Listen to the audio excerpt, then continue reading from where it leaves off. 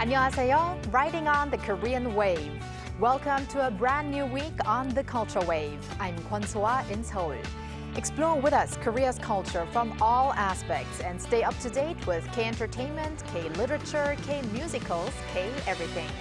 Now we kick off the new week with our co-host Walter Lee joining me in the studio. Hello, Walter. Hello, Soa. Happy Monday, and happy Monday to our viewers at home. Walter Lee here, back to co-host and give you the latest in K-enter news. And we're also joined by Arirang's news features reporter An Seong-jin. Welcome, Seong-jin. Hello, Seong-jin. Hello, guys. Happy Monday, and hello to all of our viewers. My name is An Seong-jin, and I'm a news features reporter here at Arirang News. So, Seong-jin, it is Monday, and Monday in the last couple of weeks or so meant that Seong-jin is here for her Japan series. Yes, and we are approaching the end, but today you have another interesting topic to delve into. Absolutely. So last time in my previous collections of articles, I've talked about Hangang's story and her Nobel Prize win in a bookstore here in Korea. But this time I've delved into a similar aspect of it, but in Japan. Have a look at how Korean literature is appealing to our readers in Japan. On a rainy street in Tokyo, a sign with the word 책 colored in red stands out. This is a street in Jinbocho, known as one of the world's oldest bookstore districts, located in Tokyo, and also where the only Korean bookstore in the district stands. But 책거리 is more than a bookstore. It's a gateway to Korea. When Kim Seung-bok opened her first publishing company in 2007, Hallyu had only just arrived in Japan. Some told her that her endeavor to introduce it was useless, but Kim said she had faith. Through these small efforts, a lot more people began to notice us. It's been deeply rewarding to see Japan's publishing industry recognize our work and have Japanese readers seek out Korean literature. Even literary critics here finally acknowledged its value as well. Ranging from novels, essays, and poetry to picture books, now there are more than 1,000 books to quench the desire of Korean learners and Korean culture enthusiasts in the bookstore. She has been running since 2015. Kim's first translated book, published here in Japan, was Hangang's The Vegetarian. She said that of all the works she read in the 2000s, this novel stood out the most due to its powerful resonance with Japanese society. Did Hangang become famous because of the Nobel Prize? Not really. If anything, I'd say the Nobel Committee was late to the party.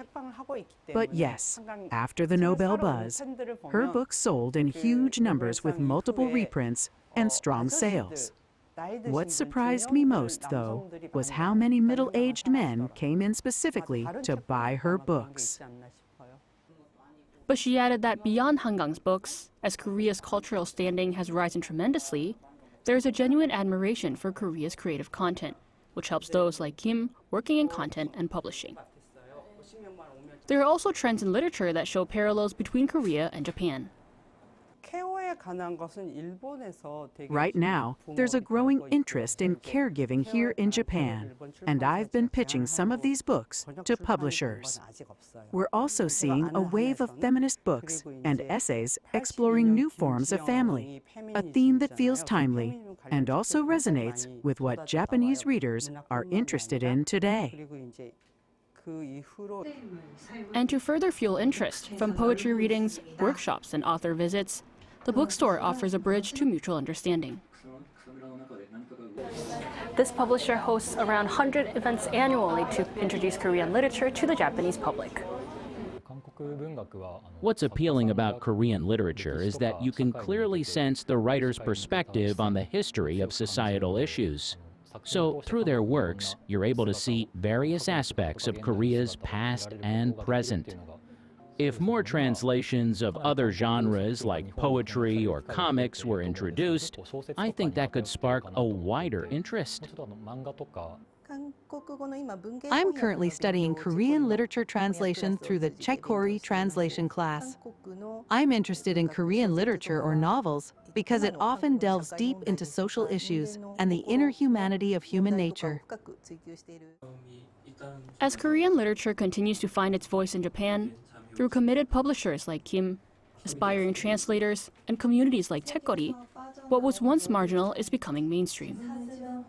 With trends and stories that speak across borders, literature is becoming a tool to broaden the cultural landscape. Well, so Songjin, how prevalent did Korean literature really feel in Japan? And also, how was the event that you attended? The poetry event, was it? Right, so including the Korean bookstore that we just talked about in my article, I actually visited another bookstore in Tokyo, which was a large franchise bookshop. And in that bookshop, I checked out the international literature section, and we obviously saw a lot of Korean books, including the famous book Almond. I don't know if you know of it, guys. And to delve in a bit more into the poetry event, there were around 20 people that attended the event, and not a lot of Koreans were there, actually. There were a lot of Japanese readers that were interested in Korean literature. Then, Songjin, what are some books that have gained a lot of interest among Japanese readers? I mean, as you saw in the interviewee said, like, the Hangang train was actually, the Nobel Prize was actually late to the train. And actually what was surprising is that a lot of middle-aged men were buying the book. So what are they interested in these days for the Japanese readers? Right, so Japan actually has a big publishing market, and Japan continues to show a steady demand for all sorts of Korean books, whether it be novels, comics, or all sorts, but especially those that revolve around social issues. So a renowned Korean essay titled I Decided to Live as Me by author Kim Soo-yeon saw a record figure of more than 580,000 copies sold, while the book Kim Ji-young, born 1982, written by Cho Nam-ju, which centers around the theme of feminism, had sold more than 200,000 copies.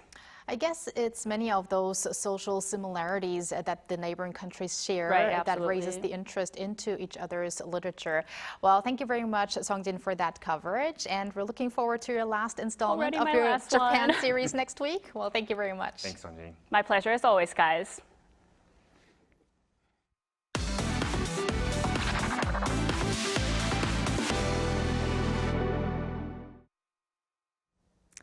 And now time for some K-entertainment news with our Walter Lee.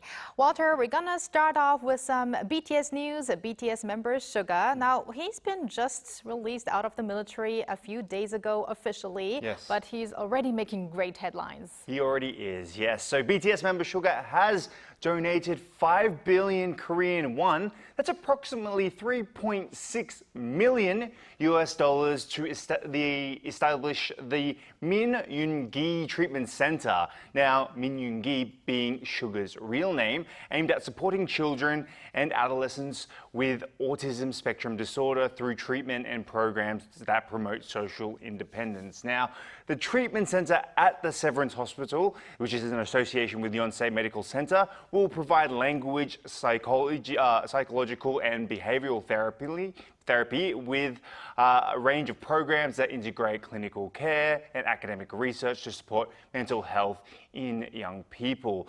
So from March to June this year, Suga actively participated in the program development process by spending weekends with children affected by autism. He played the guitar and other instruments to help the kids engage with rhythm and harmony, encouraging them to emotionally express themselves and teach them to communicate through music. What a touching deed. And we're also looking forward to more music of BTS as a whole.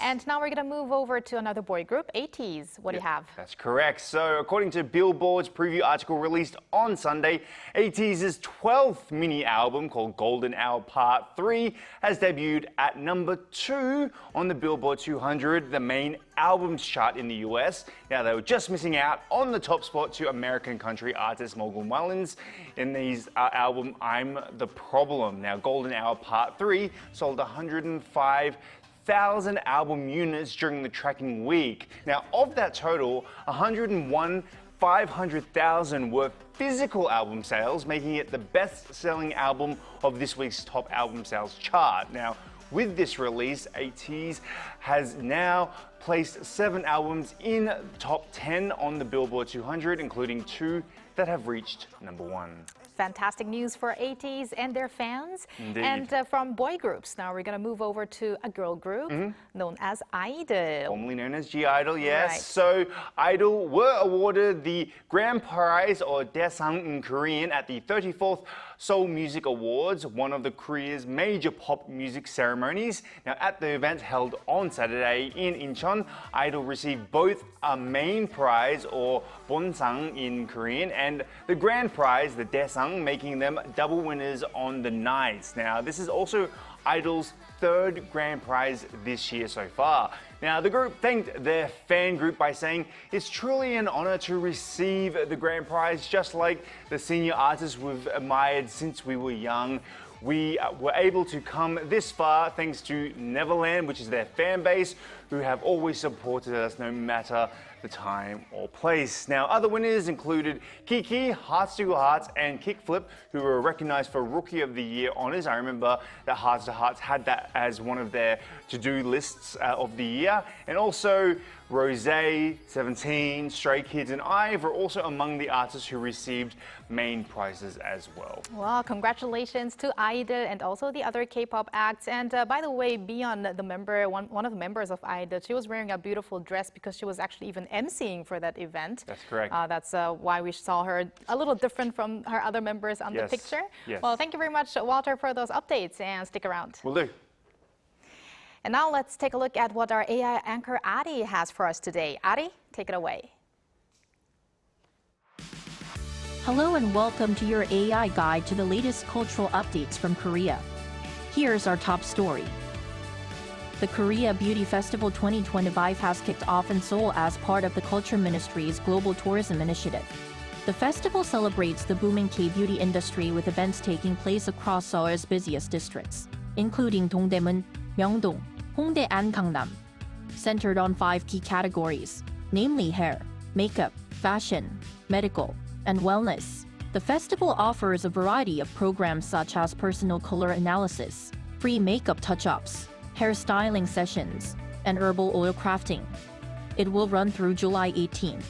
K-beauty has become a major driver of Korean tourism, with cosmetics exports reaching a record high last year, surpassing $10 billion. World-renowned conductor Chung Myung-hoon and pianist Cho Sung-jin lit up a summer evening in Busan with a masterful display of classical music.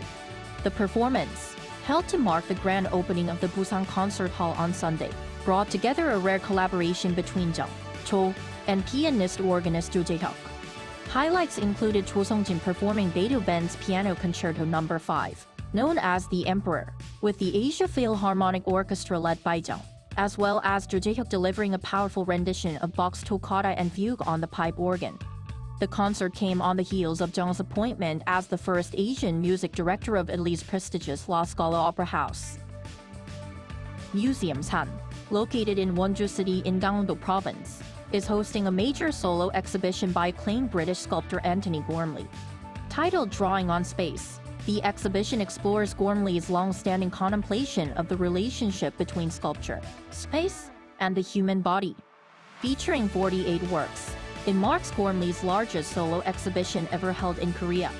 Museum San's newly constructed exhibition space, Ground, co-designed by globally celebrated architect Todd Endo, is also being showcased for the first time on an impressive scale. The exhibition runs through November 30th. That's all from me. Stay tuned to the Culture Wave.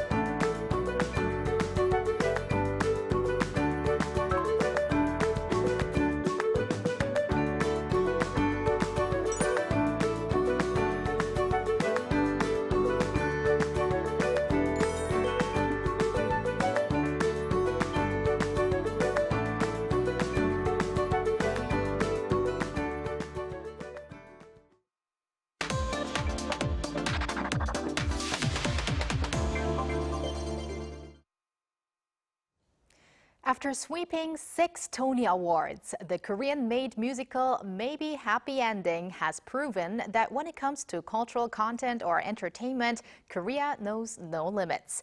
Today, we want to take a deeper look at the recent achievement on Broadway, as well as the further potential of K-musicals. And for that, we're joined by our culture critic, Professor Ji Hae-won at Kyunghee University. Welcome, Professor Ji. Hello, Professor. Hello, good afternoon.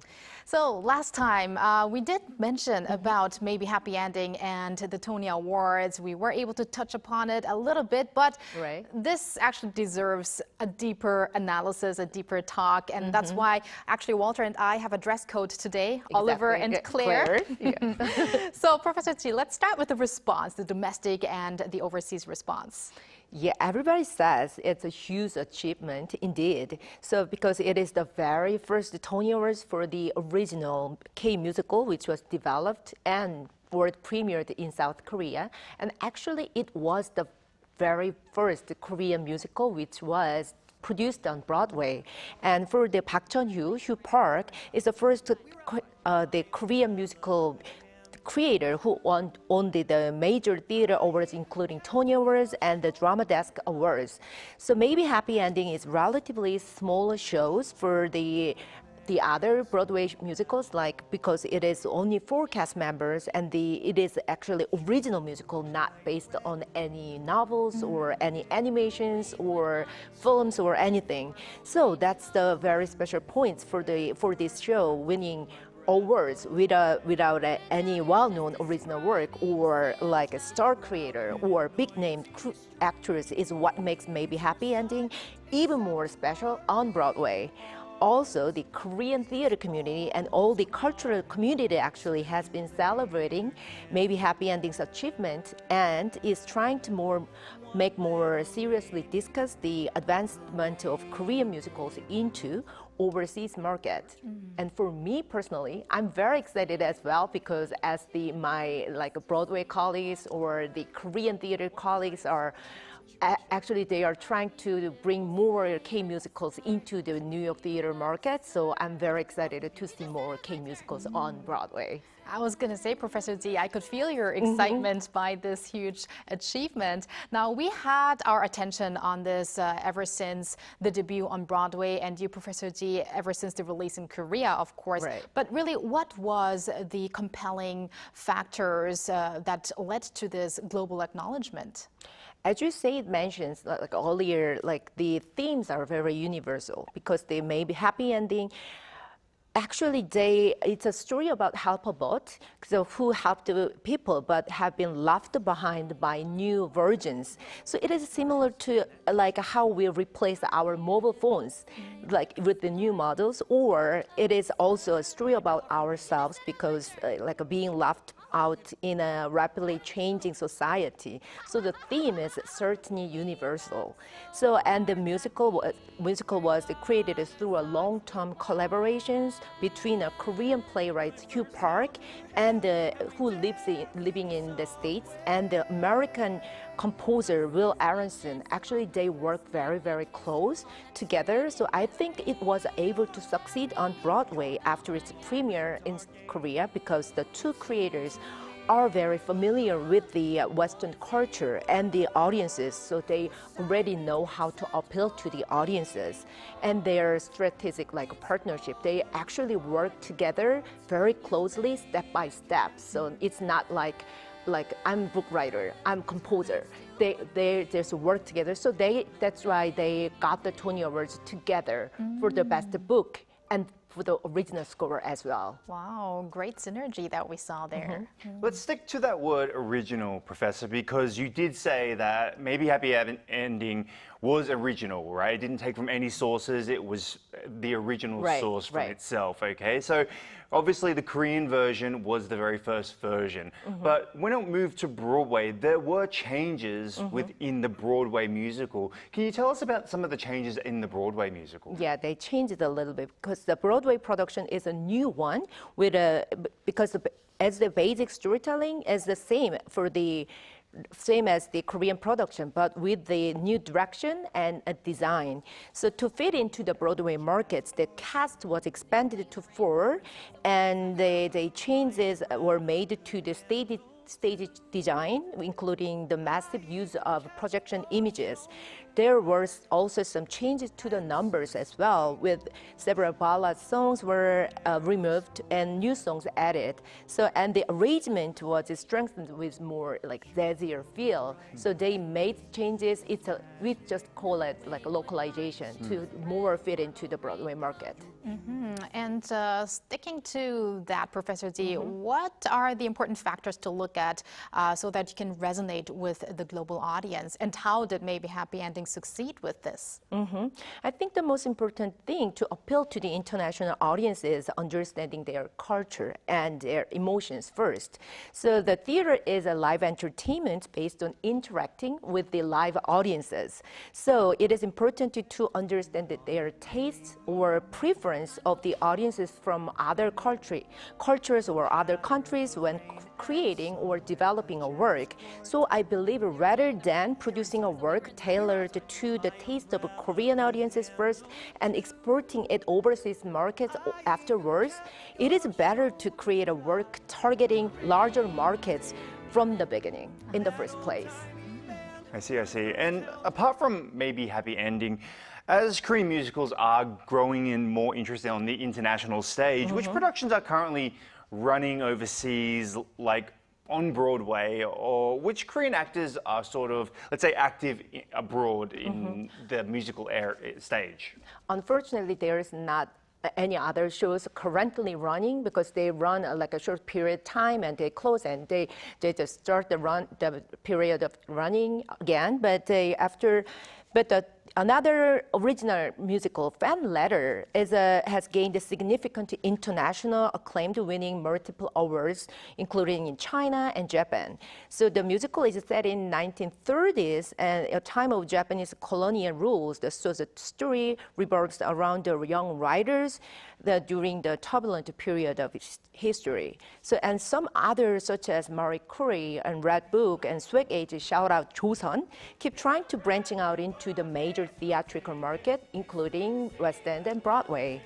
Also, recently, the performance of several Korean American actors have been notable.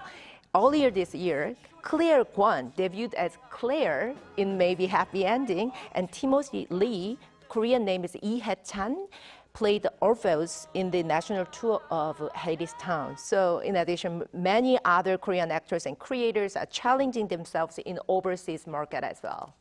Okay, that's quite interesting. So to go back to what you said, unfortunately, most Korean musicals, they shut in a very short time. So what do you think is the main thing that Korean original musicals should do to reach higher in the global market from here on?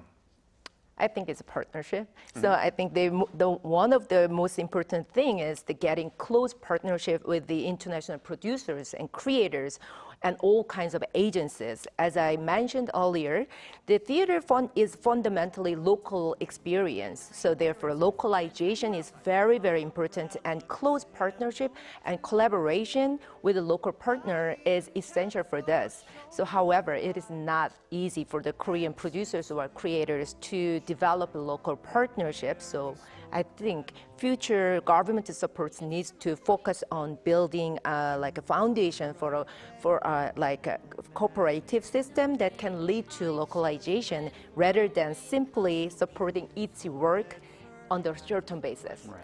And finally, Professor Ji, do you believe that K-musicals could become a Hallyu genre of its own? Of course I do, of course. So I believe the potential of a Korean creator is unlimited. However, just like K-pops or K-movies and K-dramas, in order for the K-musicals to target international market, it has been necessary to build a more solid industrial foundation from initial stage of creation, production, and distribution as well, considering the global theater industry and the audiences. So not targeting Korean first and the global market afterwards. They have to focus on the global market in the first place, I think. All right, let's hope that this advice will be taken. And thank you very much for your insights, Professor Ji, and have a happy rest of the week. Thank you. Thank you very much. Thank you. And Walter, have a happy rest of the day, and we're going to see you back here tomorrow. See you tomorrow. The New York Times released an article over the weekend titled How South Korea Became a Cultural Powerhouse and What's Next, and subtitled With BTS Poised to Reunite, Squid Game Returning, and a Broadway show winning awards, the one just we talked about, the Korean cultural wave keeps on rolling. Now we're going to keep on rolling on the cultural wave tomorrow, Tuesday, so join us at 2 p.m. Korea time.